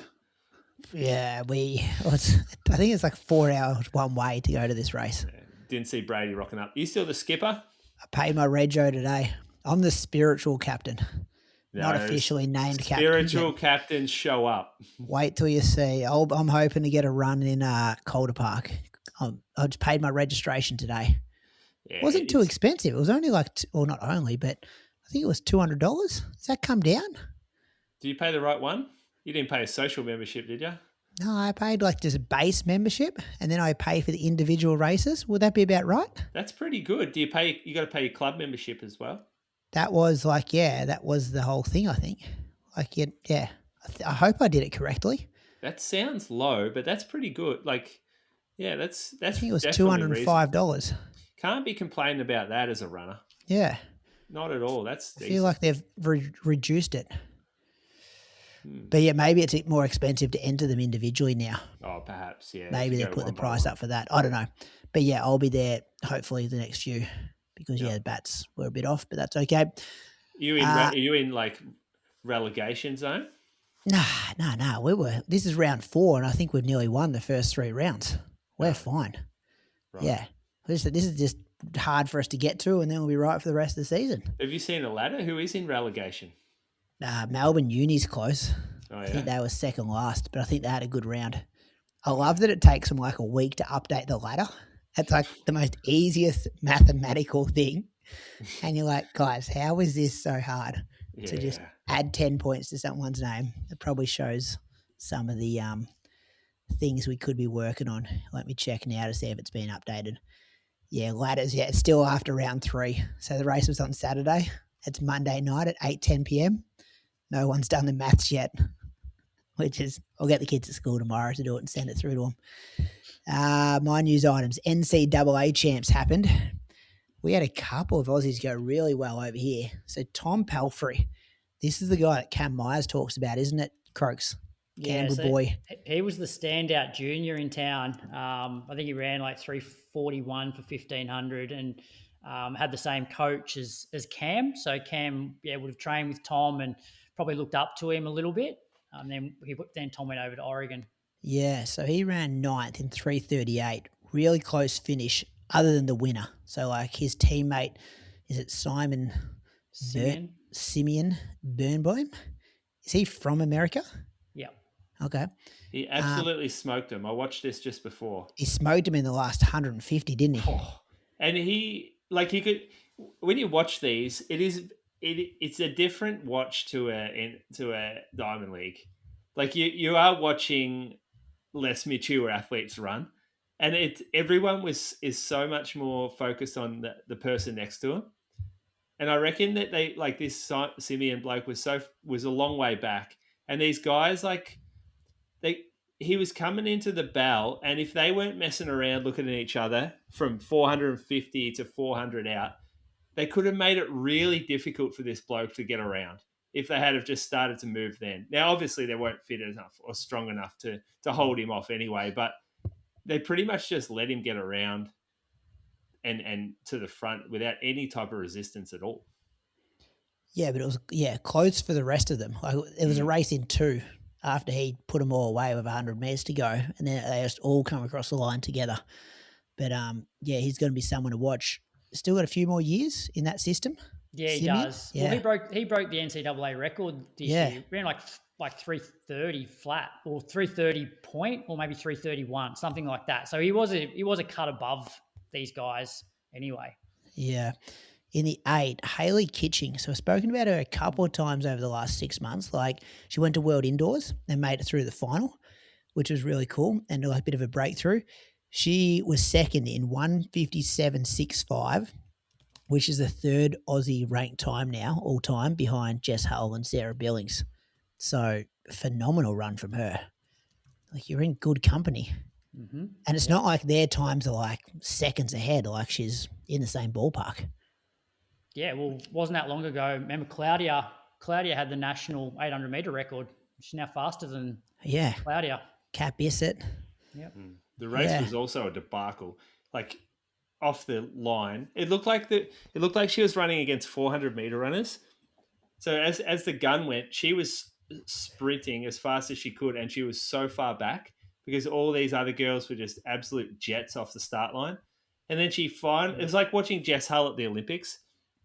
And then finally she like catches up to him, and then they kind of burn again at about 300 to go, and they last 100 meters, and then they all fall in a massive hole like a 400-meter runner does in an 800, and she goes around the outside of him and just has this extra strength. So not a great run or race for her to do that, but so that's probably what makes it even more impressive. Hey, Brady, is Moose AI this week? What about this bloke? Never does any research for this show. And he's watched all the races. I'm like, Moose, is this really you? Should have put it in his colour. I don't even know where to find NCAA champs. You know what, boys? I have realised that I am contributing so little to the actual running at the moment, and I thought I better go in and do something. I better watch these races and become a little bit more of like perhaps some sort of analytical commentary, because my training weeks are fucking pathetic, and I just can't really relate to the higher end stuff at the moment. So this is smart from you. You've nailed it. You've nailed it, Moose. Yeah.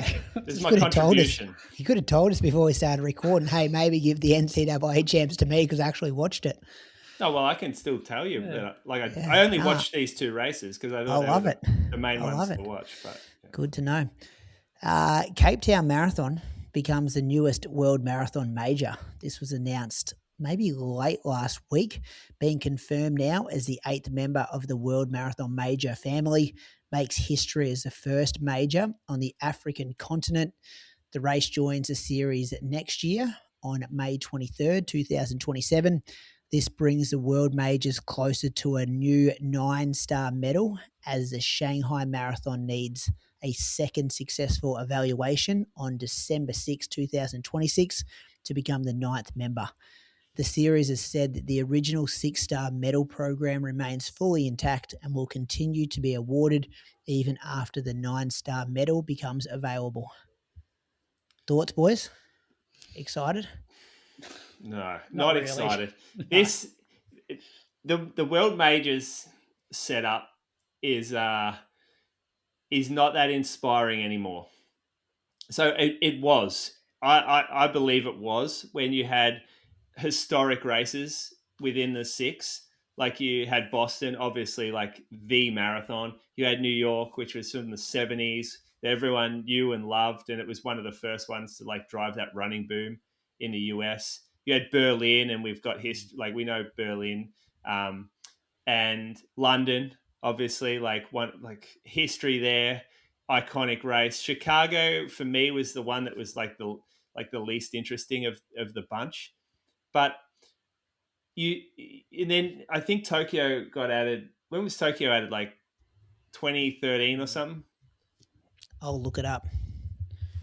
Maybe Tokyo was the last one added, and Was Chicago the one added before that? Yeah. Oh no, I think they started with 5, and then they just added Tokyo. They started with 5, with 3 of them in America. Yeah. Well, obviously it's kind of US, and now like they're such a business, and I believe the World Majors are owned by like a big Chinese company that now owns Cape Town Marathon and also owns Shanghai Marathon, and I believe owns a portion of Sydney Marathon as well. So what you're seeing here is just a big company just doing the absolute works, like putting on a kind of a lucrative money making venture, and I feel like we're getting a corporatized, a real commercial play here. Because look at what happened last year at Cape Town Marathon. Absolute shit fight. Like cancelled the race. Didn't happen, yeah. On the morning. And just horrendous communication and organization. Like people putting the marquees out couldn't do it. Like, and then they go, "Oh no, you're good. You can have the like you're good still. You can still have it." Like if there was ever a process for like qualification and a testing process, you've failed massively, and then you're still given the event. So what you're seeing here is the formality of it all, like a little bit of theatre, but really, like if a Chinese company's come out and put this, like bought into Cape Town Marathon with the plan to make it a major, it's going to be a fucking major. Just the same with Shanghai Marathon. It's going to be a major, regardless of the actual quality of the event or whatever. Do you feel like that was the case with Sydney? Like Sydney was always going to be a major? Yeah, I do feel like that. But I also feel like Sydney has actually made like an event worthy of being a major. Like I look at the Sydney Marathon now and go, this is an attractive race. The organisation is top tier. Like, yes, there are some spots of the course that could be improved, but I still think the finish line's the best finish line that there is. And I think it's still like running over the Harbour Bridge and just the lead up around the city.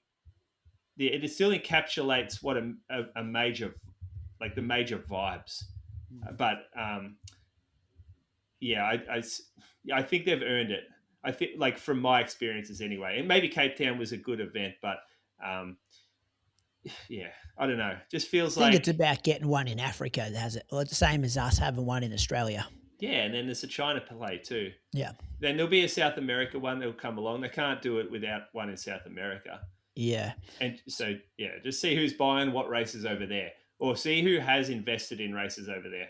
Interesting. You've gone digging here. Oh, I got some word come through. Actually, got some word come through. Yeah.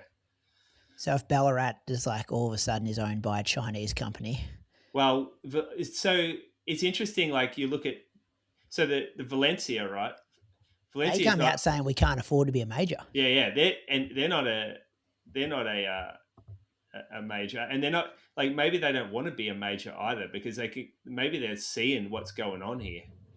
And these races that are selling out, they don't need to be at majors right now. Like, they're maxing out their capabilities as a race.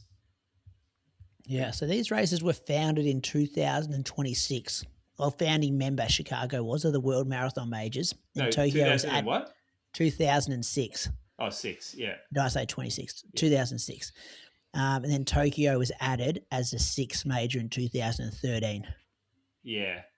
And so it's been like that for what, like 12 years? Before Sydney become number 7. Yeah. And now we're at 8 and 9. Do you think people were saying the same about Tokyo when Tokyo was first introduced, going, oh, but like there's so much history with, New York and Boston and London, and like, why are we adding Tokyo? And do you think maybe in 10 or 15 years' time we'll feel the same way about Sydney and Cape Town as we do about Tokyo now? Well, do you remember when Tokyo was added? 2013? No. I made my marathon debut that year, and I don't remember being sort of up and about or hearing about Tokyo being a world marathon major. I don't remember the majors being a real thing back then. Like, I never remember thinking, oh, the world marathon majors, like, it'd be cool to do them, because I just never really knew about it. It was more about just individual events, hey, like knowing about the history of New York and the history of Boston. It's like, I want to do those individual marathons. I feel like maybe through the 2015-16s it became on my radar. I'm like, oh, I'd love to do the 6 marathon majors. And it was maybe something that was achievable, because you're like, well, you want to run some fast times. There's Berlin, there's London. Go get some experiences at the other ones. But now when there's like going to be 9, it makes it very unachievable for a lot of people. Oh, yes. Imagine how expensive that would be, getting to Africa. Like, can't imagine. Well, you got to pay for travel packages to get into most of them. Yeah. So, yeah. It doesn't, like the other races, like you said, you run for the race. You don't run because it's a major. Like, you go to New York because it's New York, and you go to Boston for the Boston experience. There's the London experience. I don't think you go to Cape Town for the Cape Town experience. You go because it's part of the majors and you're trying to hit something. No, well, like if you look at us, like maybe when we're running a little bit faster, if we had to choose between going to Cape Town because it's a world marathon major, or going to Valencia because of what Valencia has created as a race, I know which one I'm going to.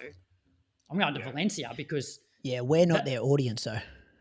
No, but there's people chasing that 9-star finisher. But I feel like Valencia have done a good job of creating an event for runners that just want to get the absolute most out of themselves.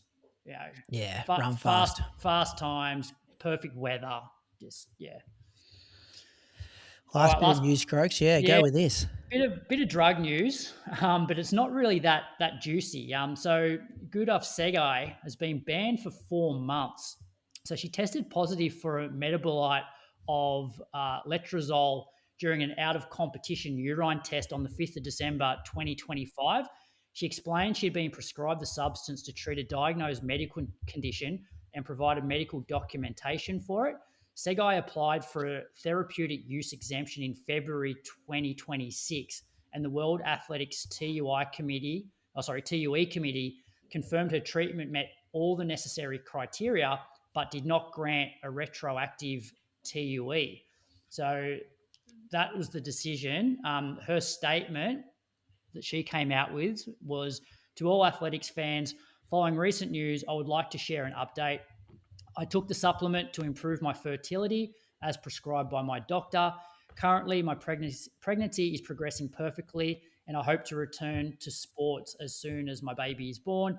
Thank you to all the fans for your love. I miss you all. I also appreciate the understanding and support to me by the AIU. Kindly, Gudaf. So it's really a nothing ban because it's 4 months. She's not racing anyway. She's pregnant. And this one seems like it was a reasonable, a reasonable positive test. especially given like she probably wouldn't have raced since then anyway. What does letrozole do? I just Googled it then. This is off the WADA site. It's frequently abused in sports as a masking agent because it reduces estrogen levels by over 95%, effectively hiding the use of anabolic steroids and their side effects. It's on the World Anti-Doping Agency WADA list of prohibited drugs under S4, hormone and metabolic modulators. But then the fact that World Athletics have come out, like when she obviously went to them after she tested positive saying, hey, this is why, like the doctor has prescribed this to me because I've been trying to fall pregnant and this drug will help me because of something to do with the estrogen levels, I'm assuming. That all seems like quite legit. There were some females in the comments on like the post too being like, I've been on this, it makes you feel like shit. Like this is not a performance enhancing drug kind of thing. And I know you can only, take it with a grain of salt kind of thing. But yeah, it seems like they've made a mistake here in not getting the TUE when the doctor said you should be on this, like tick that box first. And as a professional athlete, I think you probably still got to do that. I know the GP, like she's one of the best runners in the world. Yeah. That seems insane to me that if you go to a doctor who gives you like this, a drug that is supposed to like affect your hormones, you don't go and consider getting a TUE. In fact, if you train with any of these drugs, you have to declare them when you're getting drug tested. So when she's gone and done that drug test, like she has to fill in paperwork that says, what drugs are you taking right now? And it doesn't say here whether she wrote, I'm taking this, and then she tested positive for it, or if she said, I'm not taking anything. I've got a feeling she probably wrote, I mean, this is just my opinion on it, is that she probably wrote, I'm taking this, and that's like an admission of like, I guess, guilt at the time, to say, oh no, I probably should have got an exemption for this. Especially when you're like such high profile, like just what it can do to your reputation. Like, even though I feel like this is quite a reasonable explanation, a lot of people are always going to look at her now as, oh yeah, she's the one that tested positive. And this is on her record. She's going to be the asterisk regardless. And how many times do you look back and look up the specifics of a past doping ban? You're just like, oh, they served a doping ban. Well, when it popped up, I was like, Sergey, like, do we know this? You know what I mean? I'm like, there's that many people who are serving bans. I was like, is this when they announce like tested positive and now they go, this is the actual, like, I was totally confused. I'm like, she been banned before or is this new news? Like which is a scary, place where we're at when that's your first, like you weren't shocked by it. I'm like, I'm pretty sure I knew this. And then I don't know about, because it was at Sirius Mag or Flow Track, like one of them just went with a picture of her and just said like banned 4 months. And I'm like, geez, that's a rough, because I saw that and like, cheat, got another one. Yeah, banned for 4 months by AIU after testing positive for a prohibited substance, letrozole. She was taking a banned substance she was taking a banned substance. Okay, and the banned substance is designed to mask actual steroid use, according to what you just told me. So like, you can't be feeling too sorry for someone. Like these people are millionaires. Like, so like it's not hard to, and she's going to doctors they've got agents. All of this shit should be taken care of. So then why have the AIU been so lenient on her with just like, I can't remember many people ever getting like a 4-month ban. Like normally it's 2 years. So like, should she be given 2 years? No, I think her explanation is like, I don't think she's trying to mask steroid use, or they certainly haven't believed it. Yeah. Well, yeah, obviously that's why the ban's only 4 months. Yeah. That was the news. Thanks to Precision Fuel and Hydration. Chances are you're gearing up for a race yourself, but how dialed in is your race nutrition? Precision Fuel and Hydration makes it simple with a free online planner. Visit precisionhydration.com and get your numbers today. whispers. We already spoke about the Com Games team. That's what I wanted to talk about. The other one, Ethan Strand, Sydney Marathon. You know, the American that lives in Japan. He come out for Launceston. Yeah. So, like, one of my whisperers did God's work here. Like, his dad had commented on his Strava saying, like, great workout in the build-up for Sydney. The whisperer screenshotted it. And then the dad must have been told, like, hey, pull that comment off. Comment got deleted. We already got the screenshot, Ethan. We know you're coming. How good social media. Well done to all my whisperers out there. How good is that? So, yeah, keep an eye out for the Japanese-American 205 guy. Like, he could win it on the streets of Sydney. Could. Moose on the loose. Just thought I'll bring this one up here. We're gonna go. Can we say, Brady, what is written? There's one word. There's Moose on the loose, and then there's just one word. Yeah, when I saw this today. It says Pashley. Pashley really irritated me this week.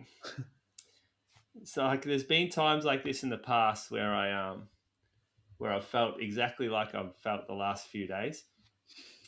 So, with our coaching athlete relationship, it's very much, I sort of just provide some sessions, some guidance, a sounding board, like it, maybe just discuss what sort of focus the week or the period of training that she's in will be like, and then when to transition to other training, that kind of thing. Day to day, up to her. And we don't have tons of contact. Maybe after a workout, we talk about how it went, or if she's not feeling right, she messages me and we adjust.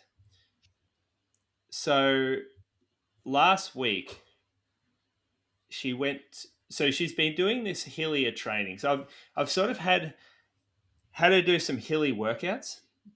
One of them's like a big uphill tempo. One's a hilly fartlek. She did some hill reps a while ago, and her Sunday long runs have been a bit hillier as well. And we had a decent discussion about, like, when you don't have a hilly run, like we're doing focused hilly efforts, you've got to recover properly. You got to stay flat. Like, you got to look after yourself. Otherwise, you'll get injured or you'll cook yourself. And she's like, yeah, that makes sense. That's good. I always feel like I got quad DOMs bad from these hilly workouts, so I'll just jog flat. Like, great. So she heads up to Bright. For now, it's like 10 days ago. Goes out on a long run up there. Runs 33K, 1,000 meters of climbing. 1,000 meters. Her normal long run will be like 400 meters of climbing. I'm like, okay, that's a lot. I looked at the workout. She's run up a mountain and then she's run downhill off this mountain. Let me just pull this run up. Like, I'm really getting into the nuts and bolts of it, just so you guys understand. So she's come off this mountain, running down. One of the kilometers was 100 meters down, 73 meters, 67, 64, 69, 80 meters in a kilometer going downhill. Like, this is fucking mountain running. This isn't normal running. Messages me Monday, quads are trashed, can't run or can't train properly. I'm like, yeah, fair enough. You just ran down a mountain. Like, that's Tuesday, we're supposed to do a workout, just jogged, couldn't do a workout. Wednesday, couldn't do the workout, did elliptical. Thursday, jogged, couldn't do the workout. It was supposed, like, that we were pushing back. Friday, did the workout, felt the quads at the end. And I'm like, okay, good. Have a look at Saturday's run. So let me read it out for you. She's gone down to the Great Ocean Walk, which is like this wild coastal trail on the southwest coast of Victoria, and she ran 32.5K, 1,243 meters of climbing. This is 6 days after the run where she did 1,000 meters of climbing and then couldn't train for 6 days.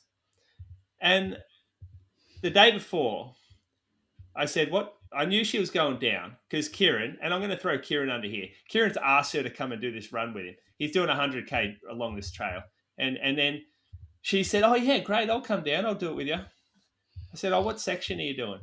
Oh, Cape Otway to Johanna.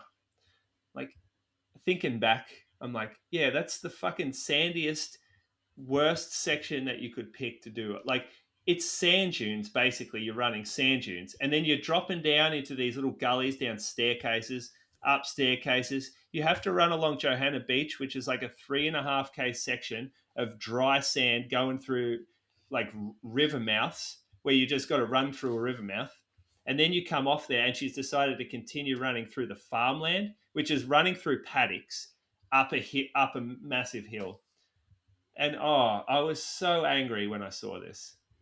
I was so angry because this is Ali Pashley, who come 23rd at the Olympics, who come 14th in the World Champs 10K. And I thought, you know who you're going to be competing against? The best in the country / the world at the next marathon you run. And how many of those domestic competitors on your level are out there doing this shit? You see Izzy Bat-Doyle doing this. You see Jen Gregson doing this. Jess Stenson ain't running 1,243 meters through sand dunes like 2 weeks or 3 weeks before the Gold Coast half, which you want to be competitive in. Yeah, geez, this is this made me upset. And I hopefully this is it's the last. I said no more dumb shit. This is the last dumb shit you do before the next marathon. When I saw it, Moose, I thought, because like I know that you coach her, I'm like, what is it about the people from the surf coast being absolutely obsessed with hills? Like, because we've spoken about on the podcast where you've probably put some of your injuries down to probably just doing too many hills. And then I see Ellie's run, I'm like, they just love hills down there. Exploring, Moose, just exploring. Can you say? Just exploring a new trail. I reckon she's become a bit arrogant since winning Ballarat. Yeah. Do you know? Arrogant words getting thrown back and forth between these two. I'm sitting there just like absolutely stewing, looking at my phone, seeing this, going, how many days off this week do we have? Because you decided to go and run with some idiot mate who's doing 100K fucking adventure down on the coast. Nah, when you're a professional runner, you earn money. This is your job. I love your relationship with her, Moose. Last week you're going, oh yeah, Ellie came over and she took me through a gym program and God, she's good. Like when, you know. I wouldn't recommend it online for anyone else, but Ellie really knows. Nah, Kieran's building the sauna for her. She got to help him out. That's what this is. She didn't want to do it, but she wants that sauna finished. Hey, you weren't wrong who was asking her about how much a sauna cost? Yeah, I just thought that's next cheap. level. Especially when Kieran's doing it. It's taken him fucking 18 months. It's the first one he's ever built. Okay, no experience. All right.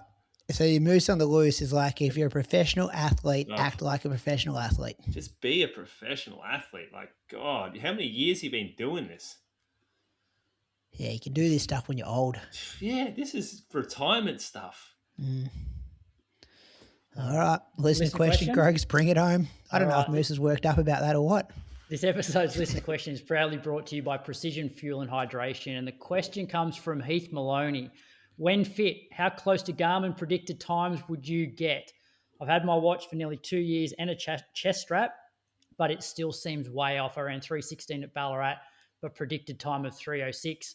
Should I be pushing harder or just take them with a grain of salt? Okay, so he's slower than his predicted times. Why don't we just go into our fitness sphere? I feel like my predicted times are always slower than what I actually run. So I'll just go off mine at the moment. These aren't going to be good. I got a Koros here. So 5K, 16:51. I could definitely run faster than that right now. I can guarantee you I'm running faster than that. 10K, 34:41. Now we're starting to get a bit more accurate because I reckon I'm not too far off. Half marathon, 76. I feel like I could do that, and marathon, 2:38. I'm not sure. I don't think I could do that right now. Okay. Mine is Garmin, 15:19 for 5K. I think I should be able to do that. 31:48 for 10K. I'd want to be able to do that.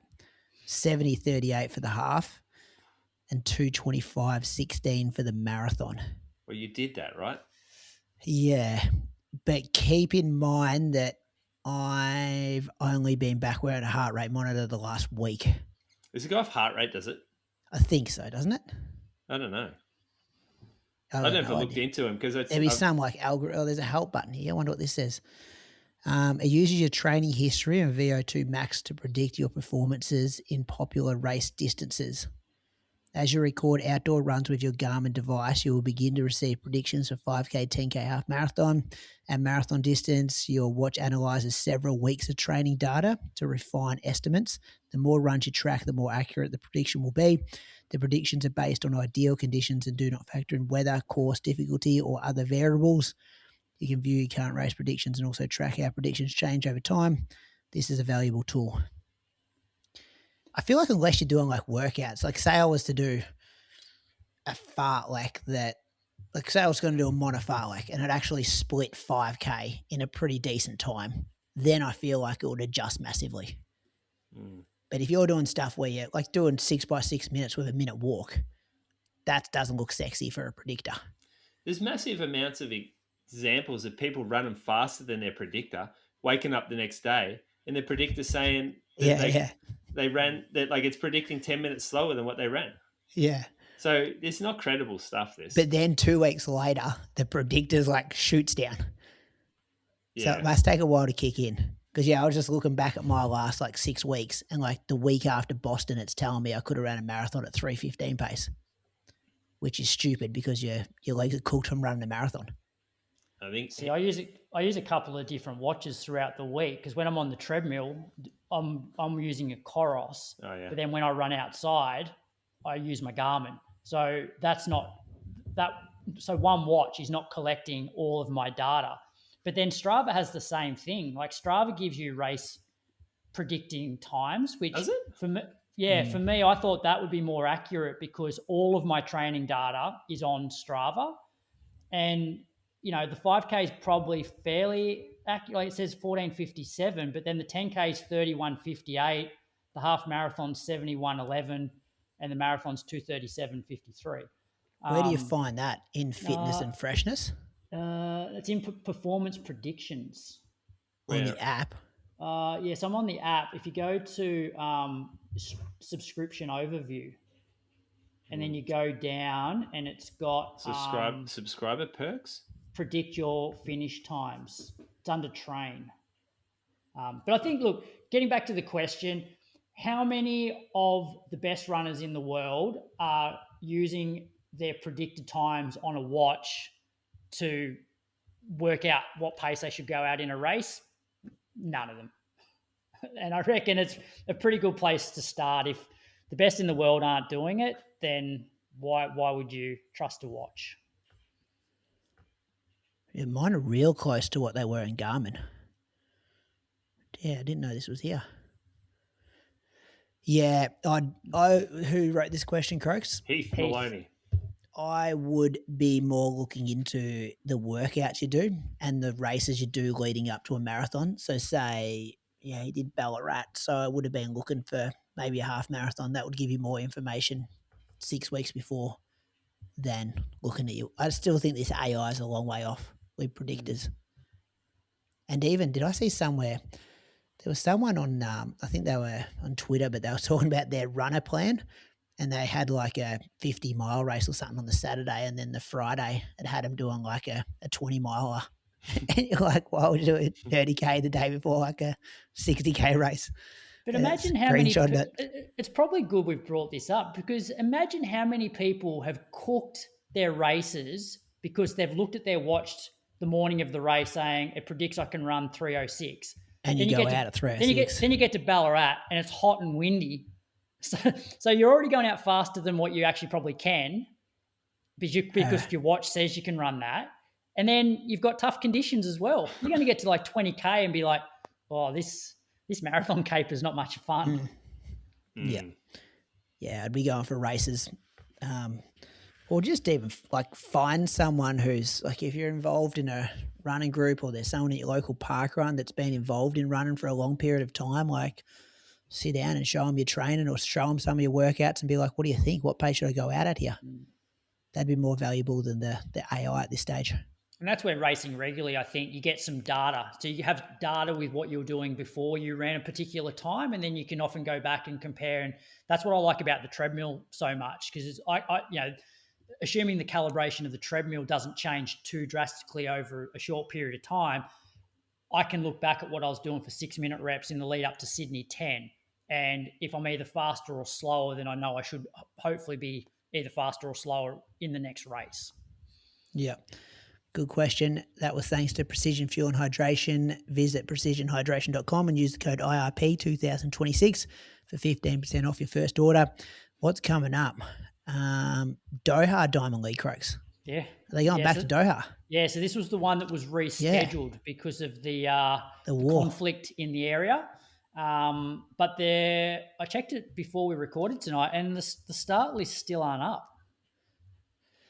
There we go again. No, hang on. They've just come through now. Oh, good. About to light them up. Yeah, so women's 5K, no Aussies. Women's 800, no Aussies. Women's 1500, no Aussies. No Aussies in the steeple either. Yeah, so... Not much to recap next week. Just comment, Jess Hull. Have you heard anything about when she was planning on racing? She's training, isn't she? St. Moritz, but I'm not sure when she's racing again. She'd be racing Prefontaine Classic.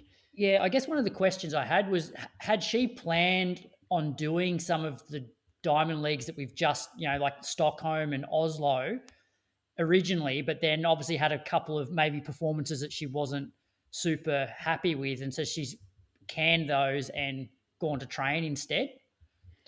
Do you ever remember her saying that she was going to do a Stockholm or an Oslo? Or this was always the plan to train through? Not sure. Not sure at all. But then there's this big 800 Ostrava on the 16th of June. Wero versus Bowl. Wero's going to smash Bowl, isn't she? Should, yeah. Yeah. Bowl's still learning the sport. What do you got coming up, Moose, between now and next week? Very, very little. Good. That must be nice. That's good for you. Well, I mean, lots and lots of stuff that you don't need to know about. Krogs, what are you doing? Back at school, single parenting. Why are you single parenting? Where's Viv going? Viv's going away to Sydney for work. Ooh. How many nights? Just one. Oh, one. One night. Drop him at school, put him to bed. How many nights did Bree go away for? Your kid's like 15. Put themselves to bed. Give him the Nintendo Switch and say, see you in the morning. Yeah, okay. See you, boys. We're done. See ya. Thanks to Precision Fuel and Hydration for sponsoring this episode. Precision Fuel and Hydration is the answer to fuel your next marathon. Their free online planner helps you nail your sodium and carb intake so you don't fade when it matters most. Visit precisionhydration.com, and while you're there, place your first order and get 15% off when you use the code IRP2026.